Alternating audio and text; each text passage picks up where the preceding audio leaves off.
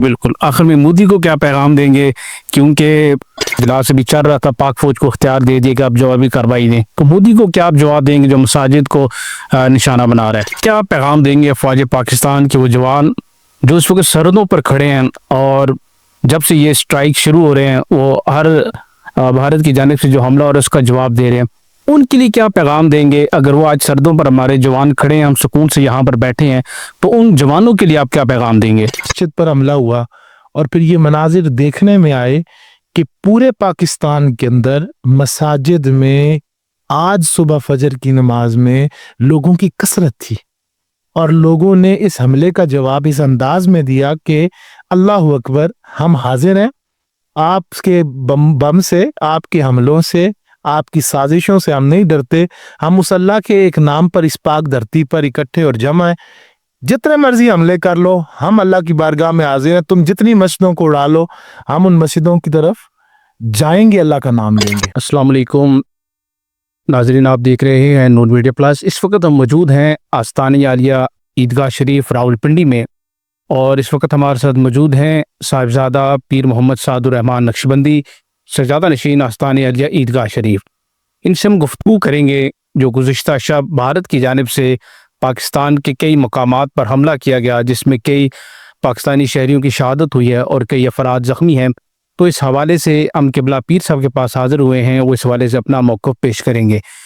السلام علیکم۔ وعلیکم السلام جناب صاحب، میں پھر مشکور ہوں کہ آپ میرے پاس تشریف لائے اپنے موقف کے لیے۔ عرض یہ ہے کہ دشمن نے تو اپنی قانونی سازش کی ہے کہ رات کے اندھیرے میں بزدلانہ طریقے سے حملہ کیا، لیکن میں سمجھتا ہوں اس حملے سے ایک امید کی نئی لہر دوڑی ہے، کہ میں تو سمجھتا تھا کہ سوشل میڈیا کی وجہ سے اور مادیت پرستی کی وجہ سے لوگوں کے جذبے کم ہو گئے، لیکن الحمدللہ ثم الحمدللہ رات کو یہ رویہ دیکھا کہ جیسی حملوں کی خبر آئی تو پوری قوم جاگی، پوری قوم نے جذبات کا اظہار کیا، کسی کے اندر میں نے خوف کی لہر نہیں پائی، خوف نہیں پایا، ڈر نہیں پایا، ہر بندے نے ملک کے لیے جذبات کا اظہار کیا،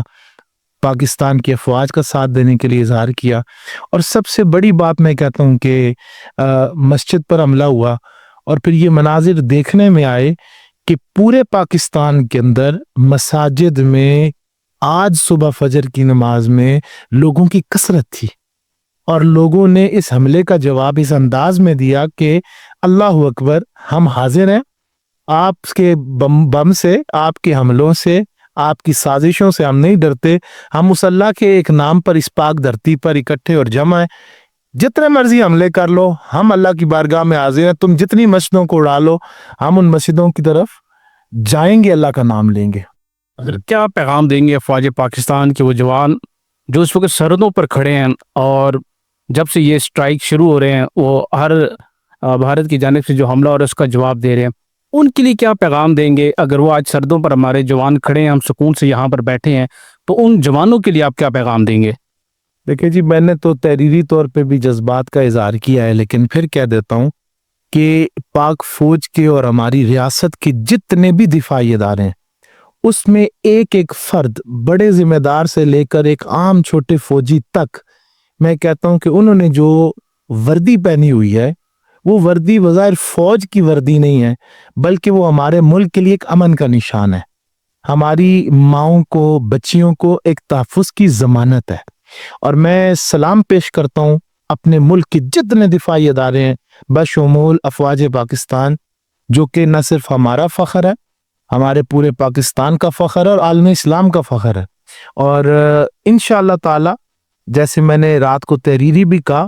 ہم اپنی افواج پاکستان کے ساتھ، اپنی ایئر فورس کے ساتھ، اپنی بحری فوج کے ساتھ، تمام اپنے دفاعی اداروں کے ساتھ عیدگاہ شریف شانہ بشانہ کھڑا ہے، اور جتنے متوسلین ہیں ان کو ہمارا یہ پیغام ہے کہ ہم نہ صرف قولی طور پر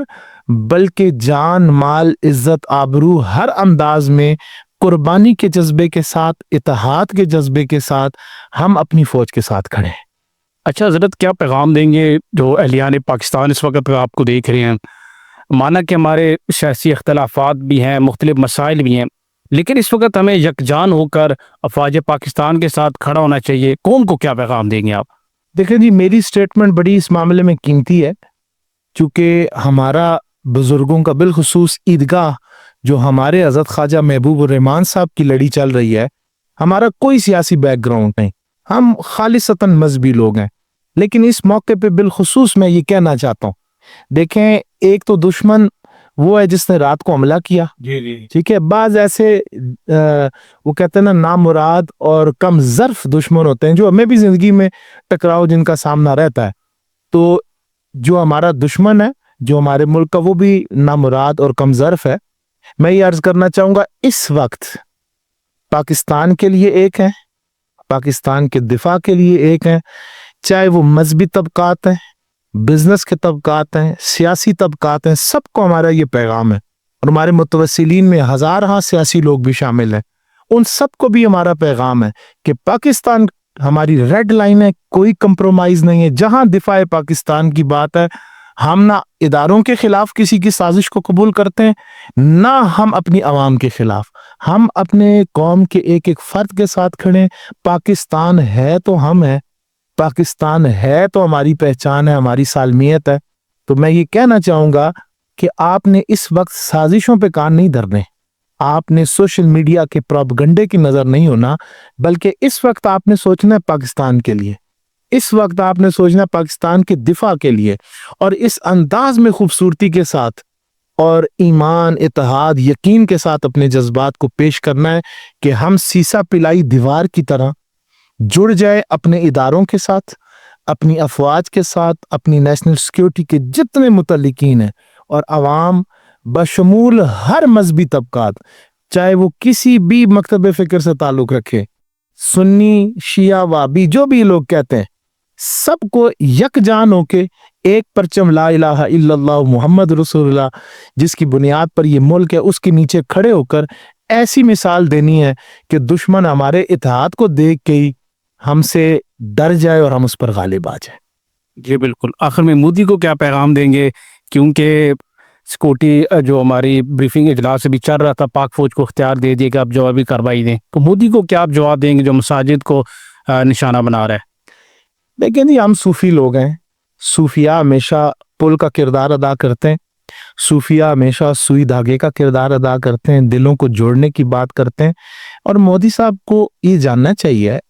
कि आपकी भी इंडिया में हज़ार खानकाएं हैं और आप तक रिपोर्टें पहुंचती हैं कि मुसलमान सूफी लोग कैसे हैं। हम किसी को तकलीफ नहीं देते, लेकिन जहां बात आती है इस्लाम की, जहां बात आती है पाकिस्तान की, तो उसके लिए फिर मोदी साहब क्या कोई भी दुनिया की ताकत हो, वो ये जान ले कि हम ना इस्लाम पर कंप्रोमाइज करते ना पाकिस्तान पर करते। तो लिहाजा उन्होंने करना है जो कुछ करे, हमारे साथ अल्लाह की मदद मौजूद है और हमारा अकीदा और ईमान है कि हस्बी अल्लाह। देखें जब कुफार ने जुल्म से तम के पहाड़ तोड़ दिए,